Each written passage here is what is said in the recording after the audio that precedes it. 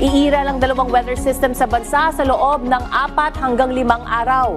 Ang hanging silangan ay magpapaulan sa Silangang Luzon at Visayas. Patuloy rin magpapaulan ang Intertropical Convergence Zone sa Kanlurang Visayas at sa Mindanao. Samantala, ang sirkulasyon naman malapit sa Zamboanga Peninsula na naka-embed o nakapaloob sa ITCZ ay magpapaulan sa malaking bahagi ng Mindanao. Mananatili lamang itong LPA sa mga susunod na oras o araw at malulusaw rin.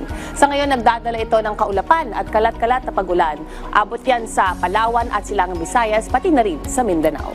Ang Metro Manila naman ay makararanas ng fair weather this weekend, pero may posibilidad pa rin makaranas ng panandaliang pag-ulan sa hapon. Mataas naman ang tsansa makaranas ng maulang panahon sa Cebu pagsapit ng araw ng Linggo at sa Metro Davao simula bukas. Stay safe at stay dry. Ako si Ice Martinez. Laging tandaan may tamang oras para sa bawat Pilipino. Panapanahon lang yan.